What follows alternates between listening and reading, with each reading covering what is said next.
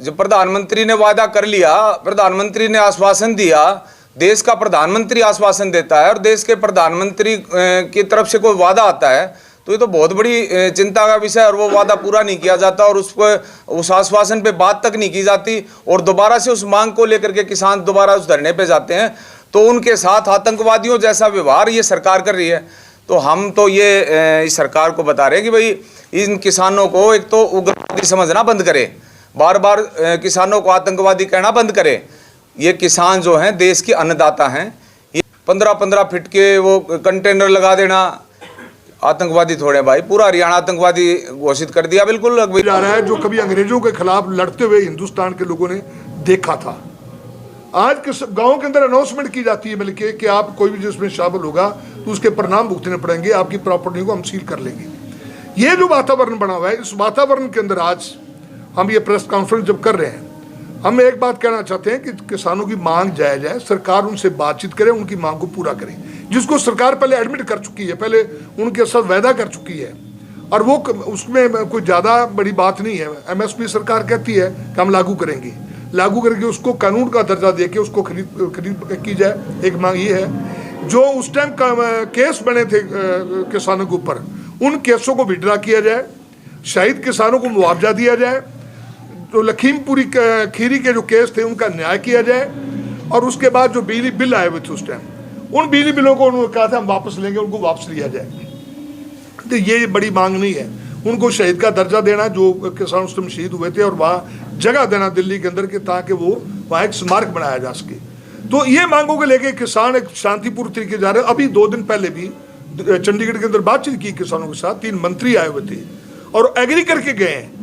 एक तरफ वहाँ बातचीत करके एग्री कर रहे हैं कि हम इन मांगों के ऊपर बातचीत करेंगे, हम स्वार्थपूर्ण बातचीत हुई है, और दूसरी तरफ हरियाणा के अंदर जो किया जा रहा है, जो बॉर्डर के ऊपर बनाया जा रहा है, सीन क्रिएट किया जा रहा है, ये सरकार की जो क्रूएल्टी है, जिसको कहते हैं कि बहुत ज़्यादा उसका जनता के प्रति निर्दयता है, जो वो दिखाई देती है हमें। तो हम हमारी पार्टी की तरफ से इसकी निंदा करते हैं, सरकार से मांग करते हैं कि फौरी तौर पे किसानों की मांगों को माना जाए और जो ये तरीका सरकार ने अपना रखा है गैर संवैधानिक तरीके से हर चीज़ को हमलावर होकर उसको क्रश करना, इसको छोड़े इसको, और किसानों की मांग पूरी करके और इसको शांतिपूर्ण स्वार्थपूर्ण अपना माहौल बनाया जाए। और हम आम आदमी पार्टी तरफ से हम किसानों को, देश को भी आश्वासन देते हैं, हमारी पार्टी पहले भी किसानों के साथ थी, आज भी किसानों के साथ है, सड़क से लेके पार्लियामेंट तक हम उनके हर आंदोलन में उनका साथ देंगे, उनके साथ रहेंगे। हम आज इस प्रेस कॉन्फ्रेंस के माध्यम से ये जो वातावरण क्रिएट किया है, लोगों को जो तकलीफ हो रही है, लोगों को आना जाना बंद हो गया है, जिन्होंने लोगों ने इमरजेंसी सेवाएं तक उससे प्रभावित हुई है, एम्बुलेंस नहीं जा पा रही है, इन सभी का जो कष्ट लोग भोग रहे हैं, उन लोगों के प्रति भी हमारी हमदर्दी भी है और उनके संघर्षों में हम उनके साथ हैं। आज इतना हम बात करने के लिए आपके रूबरू हुए हैं। पंजाब में किस तरह के हालात है किसानों को? पंजाब तो शांत है।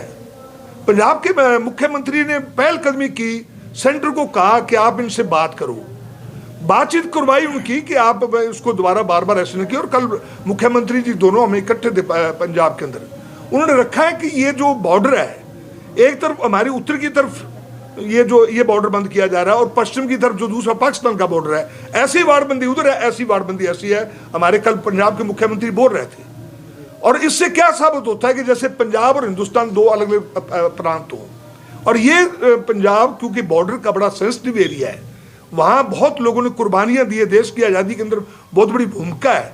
और पिछले दिनों तो उनके साथ एक और जाति हुई कि 26 जनवरी के अंदर जो झांकियाँ होती है, और उन झांकियों को भी वहाँ परमिशन नहीं दी गई, जिन झांकियों के अंदर देशभक्तों के फोटो लगे हुए थे, जिसमें वहाँ के बदनलाल ढींगड़ा, उधम सिंह कंबोज, शहीद भगत सिंह, राजगुरु, सुखदेव, लाला लाजपत राय, उनको तक भी नहीं दिया। ऐसे डिस्क्रिमिनेट किया जा रहा है, उनके साथ पक्षपूर्ण व्यवहार किया जा रहा है।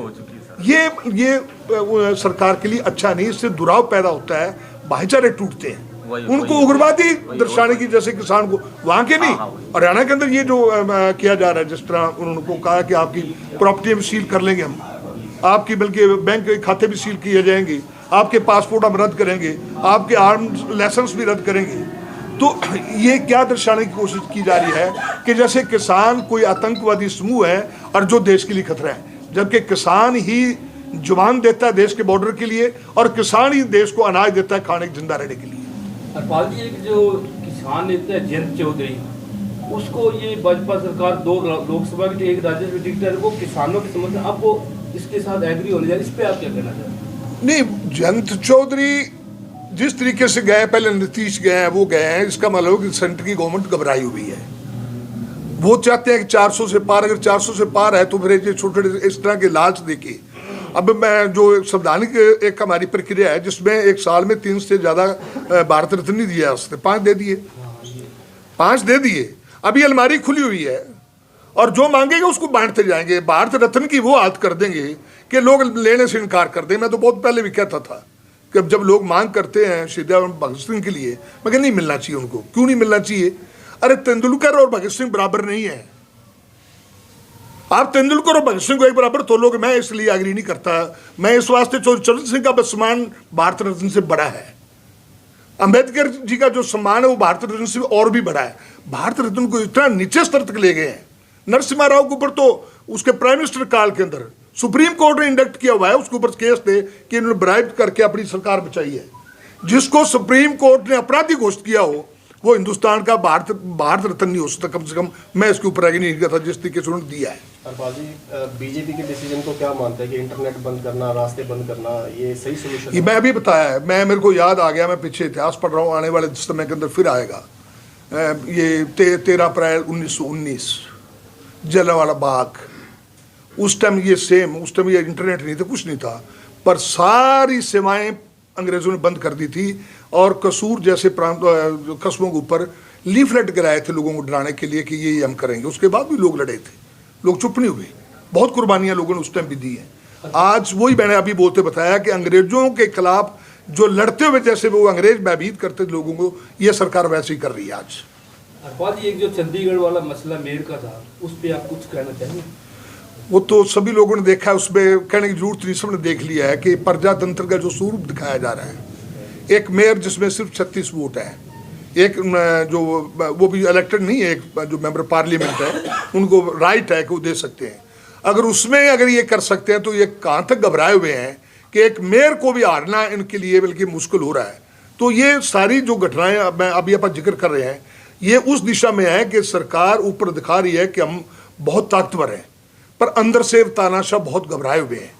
और जब तानाशाह घबरा जाता है तब ये इस तरीके से कायदे कानून लागू करता है, इस तरीके से लोगों को टेरराइज करने की कोशिश करता है। अशोक तंवर जी आपकी पार्टी छोड़ के गए हैं, क्या वजह रही? वो तो अशोक तंवर जी बता सकते हैं भी उनका क्या वजह रही, मैं तो उसके लिए नहीं बता सकता। तो यहाँ तो बड़ा मान सम्मान था उनका, कंपेन कमेटी के चेयरमैन थे। इससे आगे वो क्या चाहते थे वो तो बता के भी नहीं गए। वहाँ तो वो कह रहे हैं कि मैं मजदूर हूँ और जहाँ भी मजदूरी मिलेगी मजदूरी कर लूँगा। तो यहाँ तो चेयरमैन थे, चेयरमैन से कोई मजदूर बनना चाहता है तो फिर उसका कारण तो वही बता सकते हैं, आप पता नहीं बता पाएंगे उसका। हरपाल जी, किसानों के कोच में दिल्ली कूच करेंगे कल किसान, तो फिर आम आदमी पार्टी का स्टैंड करेगा क्या? किसानों के साथ जाएगी कूच में आम आदमी पार्टी? हमारे वर्कर साथ हैं। पहले भी मैंने बताया कि दिल्ली के अंदर उसने डिमांड की थी कि जितने स्टेडियम उनको जेल का स्वरूप दिया जाए, जैसे अब कर दिया उन्होंने। अब सरसा का स्टेडियम में एक जेल और डबवाली का दूसरा जेल बना दिया टेम्परेरी। तो वहाँ केजरीवाल साहब ने इनकार कर दिया था, ये किसानों के लिए जेल हम नहीं दे सकते। आज भी हमारी पंजाब के अंदर भी हमारे सीएम साहब ने पहलकदमी की है भगवंत मान जी ने कि इनसे बात करो। आज फिर आए हुए हैं तीनों मंत्री, या क्या बनता है नहीं पता अभी तक, पर जो वो कर रहे हैं, एक तरफ बातचीत कर रहे हैं, दूसरी तरफ जो जिस तरीके से माहौल को वो डरा रहे हैं लोगों को, ये दोगला चेहरा है सरकार का कि सरकार घबराई हुई है। क्या लगता है वार्ता सिरे चढ़ेगी यहाँ से? हम चाहते हैं चढ़े, उनकी जायज मांग मान ली जाए।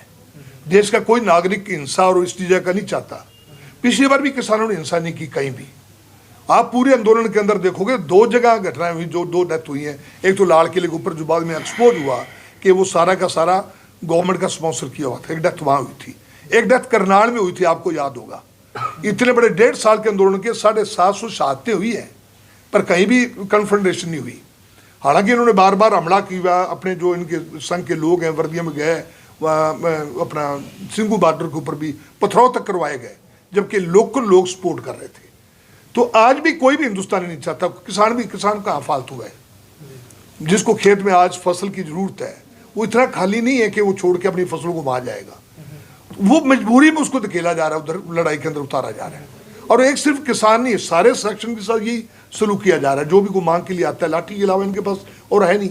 हैरानी की बात है, हरियाणा के अंदर बेरोजगारों को आप इसराइल के अंदर भेज रहे हो, जहां लड़ाई लगी हुई है। लड़ाई से दूसरे मुल्क कह रहे हैं अपने नागरिकों को छोड़ के बाहर आ जाओ, और हमारे लोग हमारी बेरोजगारी का फायदा उठा के उन बच्चों को वहां भेज रहे हैं। तो ये सरकार कहाँ लेके जाएगी देश को, इससे आप अंदाजा कर सकते हैं। आप जिस तरह का माहौल है सर, किले बने हुए हैं, बड़े बड़े पत्थर लगाए गए हैं, तो हिंसक घटनाएं होना संभावित है। तो ऐसे में शांति की अपील करना चाहें लोगों से आप? नहीं, शांति रखेंगे किसान। पिछली बार भी वो लगा दिए किसानों के लिए, ये सड़कें नहीं होती, किसान डंडियां बनाते हैं, पगडंडियां होती किसान की हमेशा ही। हमने खेती की, मैं भी किसान का बेटा हूँ।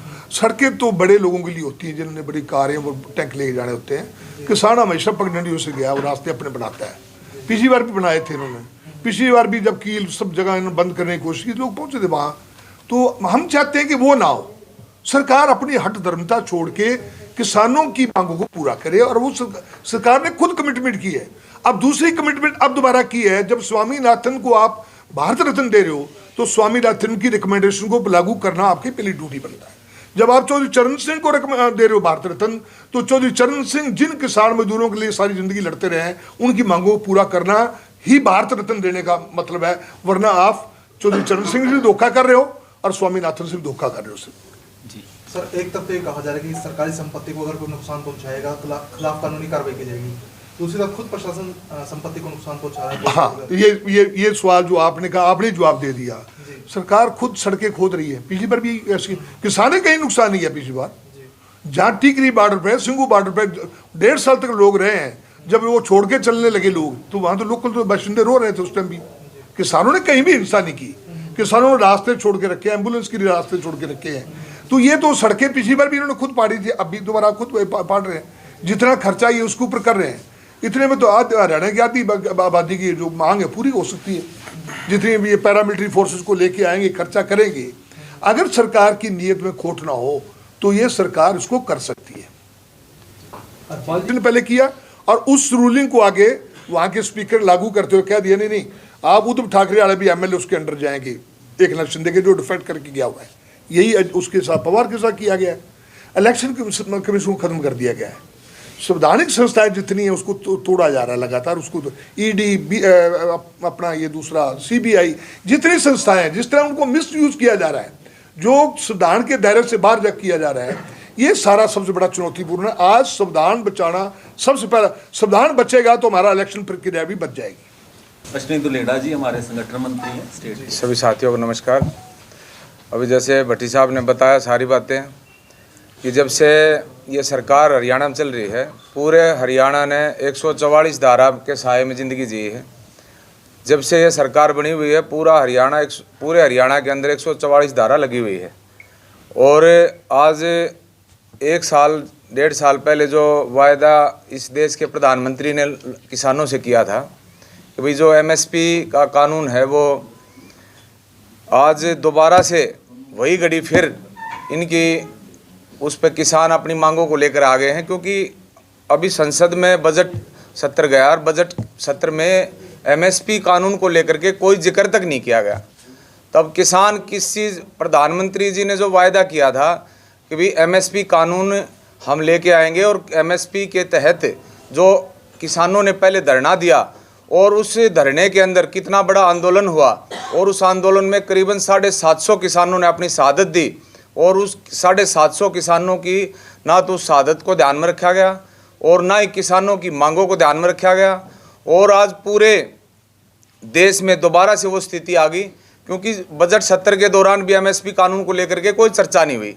अब दोबारा ये कहेगी भी फिर सरकार बनेगी और फिर एमएसपी कानून हम लागू करेंगे, तो पहली इस सरकार ने अभी तक ही नहीं किया, तो कौन इन पे विश्वास करे। क्योंकि भारतीय जनता पार्टी के जो नेता हैं, उस आज पूरे देश का विश्वास इन लोगों के ऊपर से उठ गया है। अगर भी जिस तरीके के हालात इन्होंने आज देश के कर रखे हैं, देश में सिर्फ आज देख रहे हैं कि भाई आपके हरियाणा से, क्योंकि हम हरियाणा से आते हैं, हरियाणा बेरोजगारी में करीबन 38% के उस पर पहुँच गया है। आज वो हरियाणा के जो बेरोजगारी में वे तो 36 जात के बालक हैं, और हर प्रकार से वो अपाहिज महसूस कर रहे हैं अपने आप को, उनके परिवार भी और वो बच्चे भी, क्योंकि जितना पैसा इन्होंने उस रोजगार के थ्रू देना था उतना पैसा तो सरकार ने वसूल लिया बेरोजगारों से। तो आज जो हालात हैं एमएसपी कानून को लेकर के कि कटीले तार लगा देना और 15-15 फीट के वो कंटेनर लगा देना, आतंकवादी थोड़े भाई, पूरा हरियाणा आतंकवादी घोषित कर दिया, बिल्कुल भाई पूरे हरियाणा को सील कर दिया गया है। ना पंजाब से कोई इधर आ सकता, ना दिल्ली का कोई इधर आ सकता। मैं अभी झज्जर से आया हूँ, झज्जर से वहाँ हिसार से डाइवर्ट कर दिया गया, बोला उधर बुन्ना वगैरह उधर से होके आओ। तो मैं भाई क्या दिक्कत इधर जाने में, तो उन्होंने बताया भाई दिक्कत आगे से ऑर्डर है। तो मतलब आम आदमी को क्यों परेशान किया जा रहा है भाई? जो प्रधानमंत्री ने वादा कर लिया, प्रधानमंत्री ने आश्वासन दिया, देश का प्रधानमंत्री आश्वासन देता है और देश के प्रधानमंत्री की तरफ से कोई वादा आता है तो ये तो बहुत बड़ी चिंता का विषय है। और वो वादा पूरा नहीं किया जाता और उस आश्वासन पे बात तक नहीं की जाती और दोबारा से उस मांग को लेकर के किसान दोबारा उस धरने पे जाते हैं, तो उनके साथ आतंकवादियों जैसा व्यवहार ये सरकार कर रही है। तो हम तो ये इस सरकार को बता रहे हैं कि भाई इन किसानों को एक तो उग्रवादी समझना बंद करे, बार बार किसानों को आतंकवादी कहना बंद करे। ये किसान जो हैं देश के अन्नदाता हैं, ये जो भारतवर्ष है ये किसानों के द्वारा चल रहा है पूरा देश, और इसको आप कुचलने की कोशिश ना करें। कहीं उनकी ज़मीनों को हड़पने की धमकी दी जा रही है, कहीं उनके बैंक के खाते सील करने की धमकी दी जा रही है, किसी ने अपनी सुरक्षा के लिए या अपने रोजगार के लिए कोई आर्म्स लाइसेंस बनवा रखा है, उनके आर्म लाइसेंसों को रद्द करने की बात की जा रही है। मतलब कौन सी, ये तो अंग्रेजों के शासन में भी नहीं होती थी, जो पीछे पड़ते थे यार, ये ऐसे ऐसे हालात इन लोगों ने कर दिए। अब उस समय जो बिल्कुल तानाशाह लोग होते थे उनको भी पार कर दिया इन लोगों ने। तो बहुत सोच की बात है और हम तो ये मांग करते हैं सरकार से, अगर भाई किसानों की मांगों को पूरी करें और किसान जो 750 किसान शहीद हुए हैं उनको शहीद का दर्जा दे करके, और जितने भी हम इन किसानों के ऊपर केस हैं वो बरी किए जाएं और जो एमएसपी का कानून है वो लागू किया जाए। क्योंकि सरकार को जाने से पहले ये काम करके जाए। देश के प्रधानमंत्री ने, किसी एक पार्टी के नेता ने वादा नहीं किया, किसी एक पार्टी के नेता ने कोई आश्वासन नहीं दिया, देश के प्रधानमंत्री ने वायदा किया, देश के प्रधानमंत्री ने आश्वासन दिया। और ये चिंता का विषय है, देश का प्रधानमंत्री एक वायदा और एक आश्वासन देता है और उसके ऊपर काम नहीं होता। लगभग मुख्य बातें तो दोनों सीनियर साथियों ने रख दी, पर एक किसान का बेटा होने के नाते मेरी भी कुछ चिंताएं हैं, मेरी भी कुछ बातचीत है, वो मैं आपके सामने रख रहा हूँ। जब से ये मोदी सरकार आई है और 10 साल हो गए, मोदी सरकार का 10 साल का टर्म पूरा होने वाला है, इसके अंदर किसान दुखी रहा है। इस सरकार ने किसानों के साथ आई तब से, और अब जब इसका टर्म पूरा हो रहा है तब तक अन्याय किए किसानों के साथ। वादा ये करके आई प्रधानमंत्री जी किसानों के साथ है कि हम आपकी आय 2022 में डबल कर देंगे। आज 2024 आ गया, खेती के ऊपर तमाम लागतें बढ़ गई।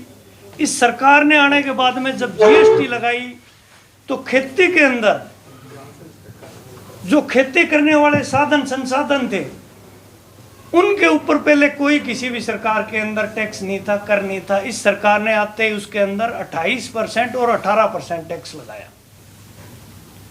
उसके बाद में 2022 के अंदर बोले हम इसकी आय डबल कर देंगे, लेकिन आय डबल नहीं की, 750 किसानों की इस सरकार ने बलि ले ली आंदोलन के माध्यम से।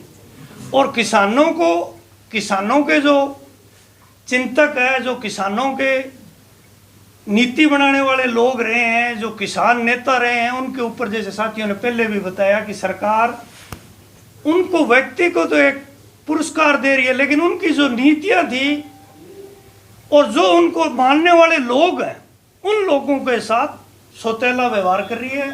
दो तरीके का, दूसरे देश का लोगों के जैसा, आतंकवादियों का जैसा व्यवहार कर रही है।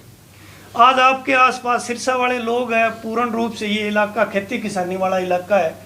आज से 20 साल 10 साल पहले यहाँ कितने उद्योग थे, काटन के उद्योग थे, फतेहाबाद और सिरसा मुख्य बेल्ट थी। आज उसकी क्या हालात कर दी इस सरकार के अंदर। आज सिरसा के अंदर भी, और मैं फतेहाबाद से आता हूँ, मेरे फतेहाबाद के अंदर भी फिलहाल मौके पर भी अभी शायद इंटरनेट अपना चल नहीं रहा है, वहाँ एक तहसील के किसानों ने ताला लगा दिया होगा इस वक्त। जाखल तहसील है, उसके अंदर पिछले 7-8 दिनों से वहाँ किसान अपनी बाढ़ की जो मुआवजा था उसको लेकर के लड़ाई लड़ रहे हैं। 2022 का जो बीमा क्लेम था उसके ऊपर आज किसान लड़ाई लड़ रहे हैं। अभी जो बाढ़ का मुआवजा था उसके ऊपर लोग किसान लड़ाई लड़ रहे हैं। सेम की यहाँ फतेहाबाद और सिरसा की बहुत से गांवों की समस्या आपके 45 के अंदर है, हमारे फतेहाबाद के भट्टू इलाके के अंदर है, बुन्ना इलाके के अंदर है। वहाँ लगातार 2 महीना धरना चलने के बाद में 1.5 महीने तक स्थानीय तहसील के ताला लगने के बाद में कुछ बातचीत हुई, सरकार ने कुछ मांगे मानी और किसानों के साथ इस तरह का व्यवहार। अभी सरकार ने इस सेशन के अंदर एक आने वाला है कि उसके अंदर खेती किसानी से संबंधित जो महकमा है उसका केंद्र से लेकर के यहाँ 65% जिसके ऊपर आबादी डिपेंड करती है, खेती किसानी मजदूरी करने वाले लोग हैं, उसका बजट वहाँ तो कम किए गया, यहाँ उसकी स्कीमें कम की जा रही है, सब्सिडियाँ कम की जा रही है, सब्सिडियों के ऊपर बंदिश लगाई जा रही है। और एक तरफ बड़ी बड़ी जो कंपनियां हैं, पराली की यहाँ हमारे बुन्ना के अंदर पिछले साल करोड़ों रुपए की सब्सिडी दी, वो स्थानीय एक बीजेपी के नेता के रिश्तेदार का वो यूनिट थी और वो पिछले लगातार 2 सालों से चल ही नहीं रही है। मुख्य मुद्दे ये है, पराली के ऊपर समाधान नहीं है। पराली लेकर के भी अगर कोई दूसरी जगह चारे के रूप में भी उसको लेके जा रहे हैं तो उसके ऊपर स्थानीय पुलिस तक है ना वो चालान काट रही है। एक तरफ उसके समाधान की बात करती है, लेकिन दूसरी तरफ उसको अगर आप कहीं दूसरी जगह शिफ्टिंग करना चाह रहे हैं तो भी पुलिस है ना चालान काट रही है रोड के ऊपर लेके चढ़ते। तो सरकार पूर्ण रूप से ये किसानों के खिलाफ काम कर रही है। किसानों के बीज के अंदर, दवाओं के अंदर उसके टैक्स तो बढ़ा हुआ है ही है, उसके अंदर जो मिलावटखोरी चल रही है उसके ऊपर भी सरकार का कोई किसी प्रकार से बिल्कुल भी ध्यान नहीं है, ना उसके ऊपर कोई बहुत मजबूत कानून है।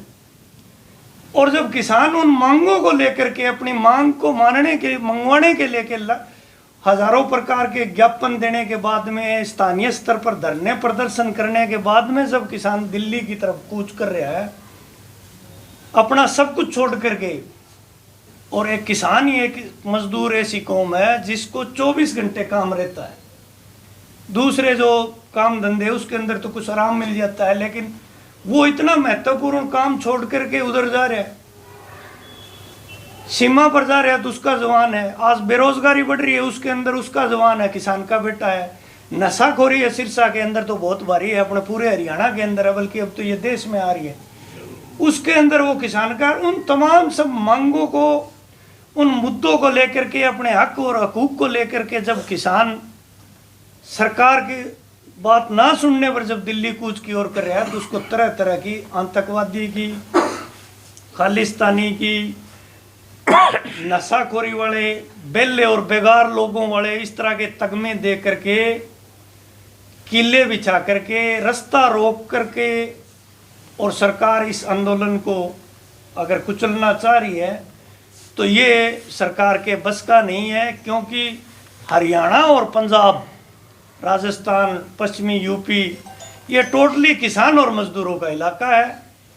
और आने वाले समय के अंदर आम आदमी पार्टी हम लोग तो खड़े ही खड़े हैं, बल्कि आप जैसे सामाजिक लोग, मुद्दों की लड़ाई लड़ने वाले लोग, न्याय की बात करने वाले तमाम लोग किसानों के साथ है।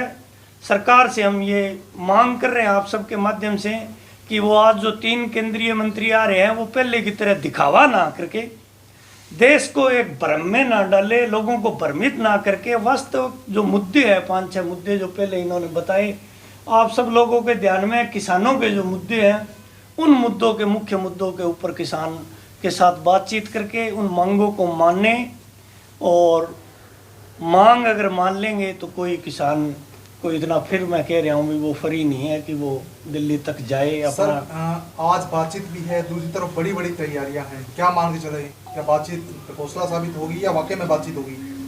बातचीत ये सरकार देखो तभी कर रही है जब दूसरी तरफ किसान लड़ाई लड़ने की तैयारी कर रहे हैं। अगर वो तैयारियां ना होती, नहीं, प्रशासन की भी तो तैयारी है ना सर किसानों को रोकने के लिए। वो तो फिर साथ साथ चलता ना, वो तो प्रशासन के ऊपर है। अब ये लड़ाई को कितनी खींचेंगे? क्या इस लोकतंत्र में, जैसे पहले भट्टी साहब बता रहे थे, इस लोकतंत्र के अंदर सरकार जो कह रही है कि मैं आपकी हूँ, वो सरकार हमारे द्वारा चुनी जाती है, वो क्या हमारे साथ इस तरह का सौतेला व्यवहार करेगी? अगर सरकार इस तरह का सौतेला व्यवहार करेगी तो सरकार बनाने वाले लोग, जनता, फिर तो वो उन्होंने अंग्रेजों का जो बहुत कहते हैं बड़ा राज था और वो सूर्य उनका कभी अस्त नहीं होता था, वो अंग्रेज इस किसान मजदूर की लड़ाई से चला गया, उनको हरा दिया। तो ये सरकार किस खेत की मूली है?